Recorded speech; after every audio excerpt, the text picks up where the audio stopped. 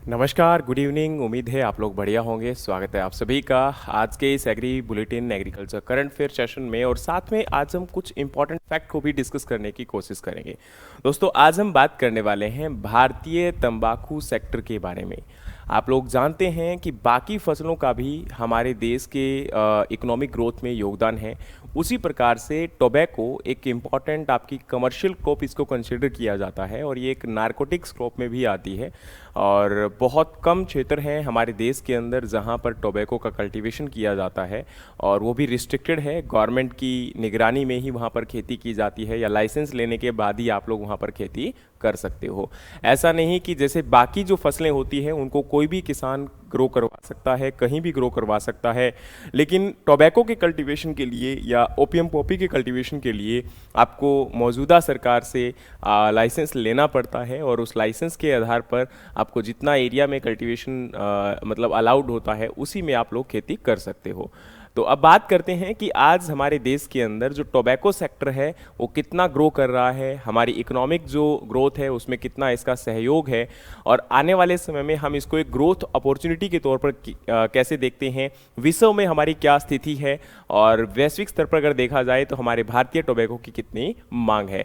बहुत सारी बातें हैं जो हम आज के इस सेशन में करेंगे, और काफ़ी जानकारियां ऐसी है जो आपके एग्जाम के लिए तो महत्वपूर्ण है ही है। साथ में अगर आप एक किसान हैं, आप एक एग्रीकल्चर रिसर्चर्स हैं, या आने वाले समय में आप खेती से जुड़ना चाहते हैं, तो आपके लिए जानकारी काफ़ी महत्वपूर्ण हो सकती है। तो सबसे पहले मैं आपको बताना चाहता हूं कि अभी रिसेंटली हमारा भारतीय टोबैको सेक्टर काफ़ी हद तक ग्रोथ कर रहा है, और वो ग्रोथ क्यों कर रहा है यही हमें इस चीज़ के अंदर समझना है। अच्छा, आप लोग सब जानते हैं ना कि टोबैको जो है वो एक नशीले पदार्थों में आता है, और कहीं ना कहीं इसका सेवन जो किया जाता है वो ज़्यादातर बीड़ी के रूप में, सिगरेट के रूप में, हुक्का के रूप में, या सिगार के रूप में हम लोग करते हैं, या फिर च्युइंग टोबैको जो आजकल आप लोगों ने देखा होगा चैनी खैनी के नाम पर बहुत सारे लोग जो है वो होठों के नीचे दबा लेते हैं। तो अलग अलग नामों से ये प्रचलित है, लेकिन कहीं ना कहीं उसका जो बेस है वो आपकी फसल टोबैको है, तंबाकू की फसल है, और उसी से ये सारे उत्पाद बनते हैं। इस बात पर निर्भर करता है कि उस टोबैको को आपका किस प्रकार से ग्रो करवाया गया है, उसका प्रोसेसिंग क्या है, उसकी वैरायटी कौन सी है, इन सब चीज़ों के ऊपर निर्भर करता है। तो सबसे पहले मैं आपको बताना चाहता हूं कि आज हमारा जो टोबैको एक्सपोर्ट है, यानी कि तंबाकू का जो निर्यात है भारत से, वो 2014-15 से बढ़कर लगभग आपका 14-15 के अंदर 0.94 बिलियन था, जो कि 2025-26 में बढ़कर 1.95 बिलियन यूएस डॉलर हो चुका है। और इसका जो ग्रोथ रेट है, अगर हम हर साल आपका देखें तो लगभग एवरेज जो ग्रोथ रही है, या कंपाउंड एनुअल ग्रोथ रेट लगभग 6.8% की देखने को मिली है। और ये हमारा एक्सपोर्ट क्यों बढ़ रहा है, इसका सबसे मुख्य कारण बताया जा रहा है कि हमारी जो कॉम्पिटिटिव प्रोडक्शन कॉस्ट है बाकी देशों के मुकाबले, या जो हमारे कॉम्पिटिटर हैं उनके मुकाबले कम है। दूसरा है wide range of tobacco type.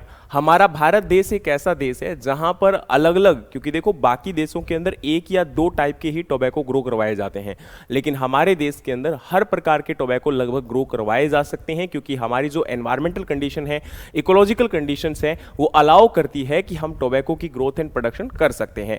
अब बारी आती है high quality flu curing Virginia tobacco, जो हमारे देश के अंदर अत्यधिकली ग्रो करवाया जाता है। और ये एक ऐसा टोबैको है जिसकी डिमांड मार्केट के अंदर खासकर अंतरराष्ट्रीय बाजार में बहुत अधिक रहती है, क्योंकि इससे बहुत ही ज्यादा महंगी क्वालिटी के जो सिगरेट्स वगैरह होते हैं उनको इससे बनाया जाता है। इसलिए ये भी कहीं ना कहीं ज्यादा मांग में होने के कारण, और इसका उत्पादन हमारे देश में अच्छा खासा होने के कारण भी हमारा जो एक्सपोर्ट ग्रोथ है वो ज्यादा देखने को मिल रहा है। Strong curing and processing infrastructure, इसके अलावा हमारे देश के अंदर जो क्यूरिंग और इंफ्रास्ट्रक्चर प्रोसेस है वो भी काफी बेहतर है। क्यूरिंग का मतलब होता है आपके टोबैको को जो लीफ होते हैं उनको हम हार्वेस्ट करते हैं, प्लकिंग करते हैं, उसके बाद उनको सुखाया जाता है। तो जो ड्राइंग करने की प्रोसेस होती है टोबैको के लीफ को, उसको क्यूरिंग कहा जाता है। लेकिन उस क्यूरिंग के दौरान महत्वपूर्ण ये होता है कि उसमें हमारा एरोमा, टेक्सचर और कलर, ये तीनों प्रॉपर्टी किसी प्रकार से भी खराब नहीं होनी चाहिए।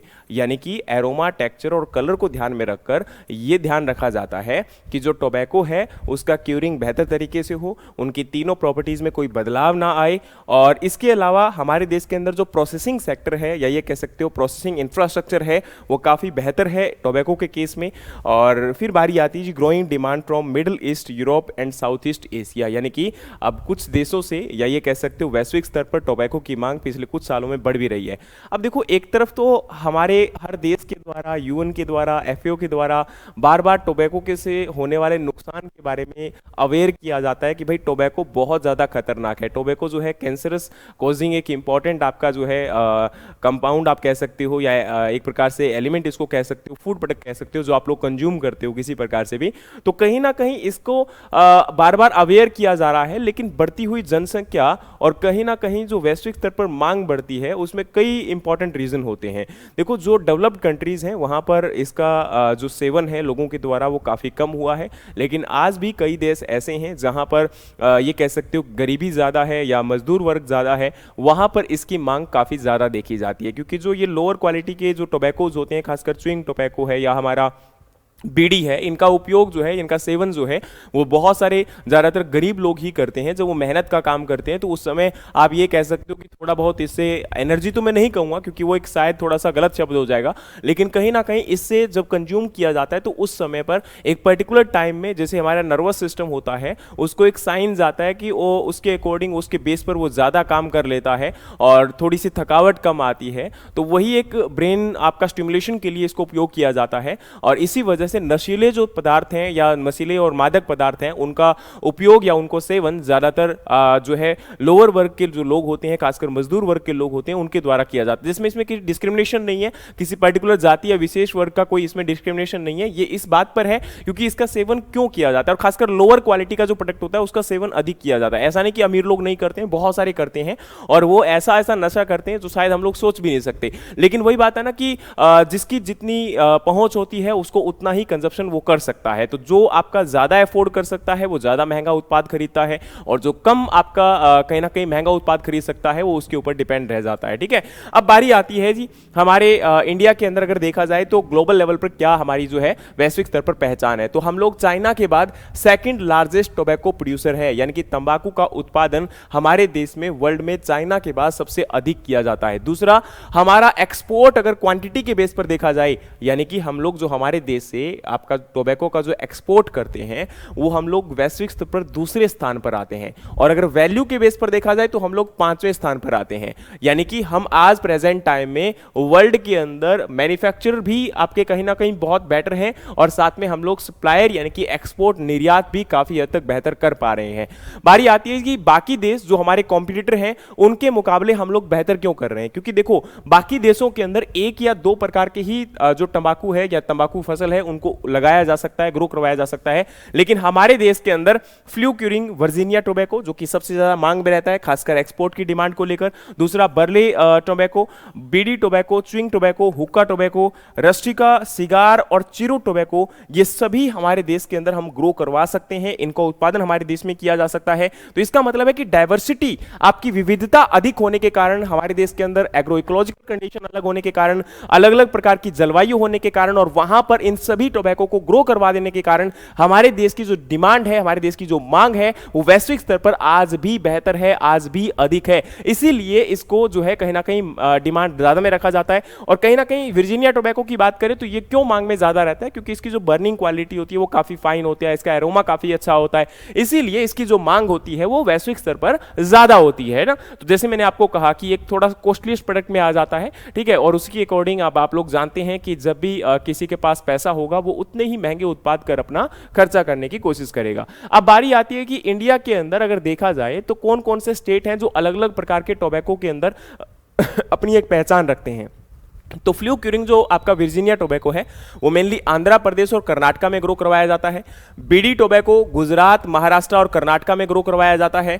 च्युइंग टोबैको गुजरात, यूपी और बिहार में ग्रो करवाया जाता है। रस्टिका टोबैको यूपी और बिहार में ग्रो करवाया जाता है। और लगभग अगर हम बात करें तो India cultivate tobacco around 0.45 million hectare and contribute about 9% of global tobacco production. अगर वैश्विक स्तर पर देखा जाए तो हमारा यहां पर अगर देखा जाए तो 9% जो वर्ल्ड के अंदर टोटल 100% टोबैको प्रोडक्शन होता है उसका 9% उत्पादन केवल हमारे भारत में होता है।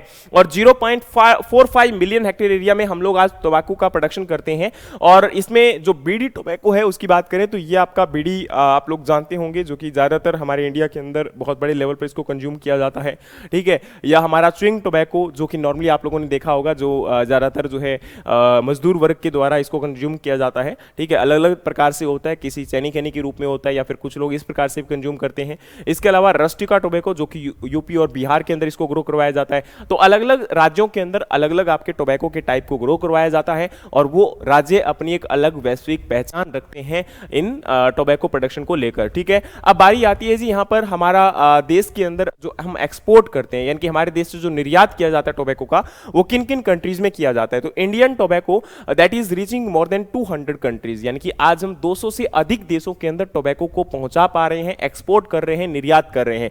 उनमें मुख्य जो आपके डेस्टिनेशंस हैं उनमें UAE, Belgium, Indonesia, USA, Russia, Egypt, Turkey और साउथ कोरिया है। जो ये कंट्रीज जो है आज प्रेजेंट टाइम में रो और प्रोसेस टोबैको दोनों ही हमारे देश से क्या कर रहे हैं, इंपोर्ट कर रहे हैं। मुख्यतः हमारे देश से जो रो टोबैको है वो ज्यादातर क्या किया जाता है, एक्सपोर्ट किया जाता है या फिर उन देशों के द्वारा इंपोर्ट किया जाता है, ठीक है। अब बारी आती है जी इकोनॉमिक इंपॉर्टेंस क्या है। तो देखो टोबैको सेक्टर केवल किसान और मजदूर वर्ग के साथ नहीं जुड़ा हुआ है, खेत के लेवल पर अगर देखा जाए तो डेफिनेटली वहां पर किसान और मजदूर वर्ग हैं जो कि इसका उत्पादन करते हैं। उसके बाद उसकी क्यूरिंग की जाती है, तो वहां पर स्पेशल आपके ऑफिसर्स होते हैं या ये कह सकते हो स्पेशल आपके इंस्ट्रक्टर्स होते हैं, ट्रेनर्स होते हैं जो उसके ऊपर काम करते हैं। और नेक्स्ट आपकी बारी आती है जी ट्रांसपोर्टेशन, यानी कि जो आपका ट्रांसपोर्टेशन में लोग वर्क है इंक्लूड कर दें। और नेक्स्ट आपका प्रोसेसिंग, मैन्युफैक्चरिंग और एक्सपोर्ट, यानी कि बहुत सारे लोगों को ये रोजगार देता है। केवल आपके किसान और मजदूर वर्ग ही इसके ऊपर डिपेंडेंट नहीं है। और इस प्रकार से अगर देखा जाए तो ये इंडस्ट्री आज लगभग 45.7 मिलियन लोगों को क्या कर रही है, रोजगार उपलब्ध करवा पा रही है। तो देखो क्या होता है ना कि किसी भी एक सेक्टर की अगर हम बात करते हैं तो उसको हम एक बदनामी के रूप में जरूर देखते हैं। जैसे आज अगर देखा जाए तो हम तंबाकू का जब भी नाम लेते हैं और खासकर एक ऐसे घर के अंदर जहां पर कभी तंबाकू का सेवन नहीं किया जाता तो वो लोग शायद इसको एक घृणा के रूप में देखते होंगे। लेकिन जब इसके फसल के उत्पादन की बात करें और उसके बाद उसके साथ जुड़े हुए लोगों की बात करें तो बहुत सारे लोगों का जो रोजगार होता है, उनका जीवन यापन जो होता है उसके साथ जुड़ा होता है। लेकिन देखिए किसी का भी सेवन जो है ना वो अत्यधिक हमेशा नुकसान करता है। तो वही बात हमें समझनी पड़ेगी। और चाहे कोई भी लोग इसको कंज्यूम कर रहे हैं, चाहे वो हम लोग हमारे देश की बात करें या वैश्विक स्तर पर बात करें, हम लोगों को यह ध्यान रखना चाहिए कि इसकी वजह से हमारे मानव स्वास्थ्य के ऊपर क्या प्रभाव पड़ता है। और एक सबसे बड़ी इंपॉर्टेंट बात है कि उस डिब्बी के ऊपर लिखा होने के बावजूद कि ये कैंसर कॉजिंग एजेंट है आपका, फिर भी हम लोग उसको फूंकते हैं। तो इसमें किसी प्रकार की गलती किसी दूसरे इंसान की नहीं है, उस व्यक्ति की खुद की यह जिम्मेदारी बनती है कि आप उसको कितना जो है, अब यहां पर बोलोगे कोई उसको लगा देता है, कोई उसको छोड़ नहीं पाता है, टेंशन होती है, वर्क नहीं कर पाते हैं, ऐसी बातें कहीं ना कहीं बेबुनियाद हैं। अगर आप लोग अपनी इच्छा शक्ति से चाहो तो उसको छोड़ सकते हो, इच्छा शक्ति से ही उसको आप अपनाते हो। इसमें किसी की भी दूसरे पर्सन का रोल होना या अदा होना इसमें कोई आपका, क्योंकि ये अब देखो चिट्टे जैसे जो ये कह सकते हो कि आपके जो ब्राउन शुगर या हेरोइन की बात करते हैं, व्हाइट शुगर की बात करते हैं, तो वो एक बड़े नशे हैं। उनको शायद छोड़ना एक पर्सन के लिए बहुत डिफिकल्ट होता है, जो आज हमारे पंजाब हरियाणा के अंदर घुस चुका है। और इन युवाओं के द्वारा यह भी इंपॉर्टेंटली हमें देखना पड़ेगा कि वो ओपियम पॉपी से बनने वाला उत्पाद है, लेकिन फिर भी कहीं ना कहीं आज हमें देखना पड़ेगा कि उन लोगों को कैसे छुड़वाया जाए। वो कहीं ना कहीं डिफिकल्ट है टोबैको के केस में छोड़ना, लेकिन फिर भी उसके लिए हमें वर्क करना होगा, चाहे हम टोबैको की बात करें या फिर उस सेक्टर की बात करें। दोनों को हम सेम कैटेगरी में रखते हैं, इसलिए रखते हैं क्योंकि देखो नशा नशा ही होता है, लेकिन अब आप इसका सेवन कितना करते हो, इसके ऊपर आप निर्भर कितना हो चुके हो, इसके आप आदी कितने हो चुके हो, इस बात के ऊपर निर्भर करता है कि आपके स्वास्थ्य के ऊपर क्या फर्क पड़ेगा। और यह बात मैं आपको डायरेक्टली कह दूं कि इसका सेवन करना, चाहे वो आप एक बार भी करते हो, वो भी नुकसानदेह है, वो किसी प्रकार से भी लाभमंद या फायदेमंद नहीं है। आपके मुंह के कैंसर से लेकर फेफड़ों के कैंसर तक आपके ये बीमारियां जो है इसकी वजह से देखने को मिलती है। अब बारी आती है जी फॉरेन एक्सचेंज अर्निंग, यानी कि हमारा इसमें फायदा कितना हो रहा है। तो लगभग आपका 12,000 करोड़ रुपए का फॉरेन एक्सचेंज यहां पर 2023-24 के अंदर या ये कह सकते हो कि निर्यात से के द्वारा हमारा लगभग 12,000 करोड़ का जो कमाई है वो हमारे देश के द्वारा इसके की गई है। अब बारी आती है जी गवर्नमेंट सपोर्ट क्या कर रही है टोबैको सेक्टर को, तो गवर्नमेंट के द्वारा आपके डिपार्टमेंट ऑफ कॉमर्स का डेटा है कि लगभग 36.06 करोड़ रुपए स्पेंड किए गए हैं इसके एक्सटेंशन और डेवलपमेंट प्रोग्राम के ऊपर, और जिससे लगभग 4.33 लाख ग्रोवर्स यानी कि जो फसल उत्पादित करने वाले किसान हैं उनको फायदा हुआ है। इसमें आपकी फार्मर्स को ट्रेनिंग उपलब्ध करवाई गई, साइंटिफिक क्यूरिंग प्रैक्टिसेस यानी कि जो आपके पत्तों को सुखाने की प्रक्रिया है उसको साइंटिफिक यानी कि वैज्ञानिक तरीकों से उपलब्ध करवाया गया। कैसे हम लोग कर सकते हैं, इसमें और ज्यादा इंप्रूवमेंट किया गया, इंप्रूवमेंट किया गया यानी कि हम लोग कैसे उसकी जो क्वालिटी है, गुणवत्ता है, उसमें सुधार कर सकते हैं जिससे आपकी इंटरनेशनल वैश्विक स्तर पर जो मांग है वो बनी रहे। और नेक्स्ट है पेस्ट एंड डिजीज का कैसे हम बेहतर तरीके से मैनेजमेंट कर सकते हैं ताकि फसल के ऊपर किसी प्रकार की कोई बीमारी या कोई रोग आपका ना आए। और सस्टेनेबल प्रोडक्शन मेथड यहां पर ये आपको किसी प्रकार से जो हम लोग आज ऐसी तकनीक को उपयोग करें जिससे आने वाले समय के अंदर हमारे पर्यावरण का कोई नुकसान ना हो, कम से कम केमिकल के साथ, कम से कम आपके जो रिसोर्सेस हैं उनका एक्सप्लॉयटेशन किए बिना हम लोग कैसे उत्पादन कर सकते हैं, यानी कि एक टिकाऊ खेती की ओर कैसे अग्रसर हो सकते हैं, इसके ऊपर भी पुरजोर देकर किसानों को ट्रेनिंग उपलब्ध करवाई गई है। और इससे किसानों को लगभग फायदा यहां पर कितना हुआ है, 4.33 लाख किसानों को इससे फायदा हुआ है। अब बारी आती है जी कुछ इंपॉर्टेंट फैक्ट हमारे इंडियन टोबैको के बारे में। तो टोबैको जो है मेनली भारत के अंदर 2 सीजन में ग्रो करवाया जाता है। इससे हमारे कहीं ना कहीं ये कह सकते हो कि जो कॉम्पिटिटिव कंट्रीज हैं उनके मुकाबले में हमारे पास उत्पादन अधिक है और हम लोग वैश्विक स्तर पर ज्यादा पहचान रख सकते हैं, यानी कि हमारे पास पोटेंशियलिटी ज्यादा है। दूसरा है इंडियन जो आपका फ्लूक्यूरिंग वर्जीनिया टोबैको है वो आपका हाई वैल्यूड या ये कह सकते हो क्योंकि इसकी डिमांड इंटरनेशनल मार्केट में ज्यादा है, और क्योंकि ज्यादातर जो आपके हाई क्वालिटी जो सिगरेट्स होते हैं, यही कह सकते हो महंगे जो आपके सिगरेट्स होते हैं उनको बुनाने के अंदर इसका उपयोग में लाया जाता है। Indian export from both raw tobacco and value-added tobacco product, and the country is among the most cost-competitive tobacco producer globally। यानी कि हम वैश्विक स्तर पर अपना एक ये कह सकते हैं कि हमारा उत्पादन भी अधिक है, क्वालिटेटिव टोबैको की हम लोग प्रोडक्शन अच्छा कर रहे हैं और कम दाम के ऊपर हम लोग फसल को आपका इंटरनेशनल मार्केट में भेज पा रहे हैं, और इसीलिए हमारी प्रतिस्पर्धा जो है बाकी कंट्रीज के मुकाबले क्या है, अधिक है। अब बारी आती है कि 2025-26 के अंदर क्या डेवलपमेंट हुए हैं। तो 2025-26 के दौरान जो आपका एक्सपोर्ट और टोबैको है या टोबैको जो प्रोडक्ट्स आपके ये कह सकते हो कि ज़्यादा मार्केट के अंदर इंटरनेशनली भेजे गए हैं, और लगभग आपका 1.7 बिलियन US डॉलर का हम अप्रैल से लेके जनवरी तक जो है आप इस उत्पाद को भेज चुके हो या फिर एक्सपोर्ट अर्निंग कर चुके हो। टेक्नोलॉजी अडॉप्शन की बात करें तो टोबैको बोर्ड के द्वारा अभी recently AI based grading system को इंप्रूव किया गया है, इंट्रोड्यूस करवाया गया है फ्लूक्यूरिंग वर्जीनिया टोबैको जो वेल्स हैं को आपका ग्रेडिंग करने के लिए। और साथ में यहां पर जो ट्रांसपेरेंसी है या क्वालिटी असेसमेंट आपका है उनको भी इसके द्वारा, और खासकर जो आपकी एक ट्रांसपेरेंसी तो होती है, साथ में ट्रेसेबिलिटी जो होती है उसको भी इंश्योर करने की कोशिश की जा रही है ताकि कहां पर टोबैको को ग्रो करवाया गया है, कितना ग्रो करवाया गया, किस किसान ने ग्रो करवाया है, वो सारी जानकारियां उसमें सम्मिलित रहेंगी। इसके अलावा वैल्यू एडिशन पे फोकस किया जा रहा है। तो कुछ पॉलिसीज डिस्कशन है जो कि इस बात के ऊपर पुरजोर दे रही हैं, जैसे high value added tobacco export, better post harvest management,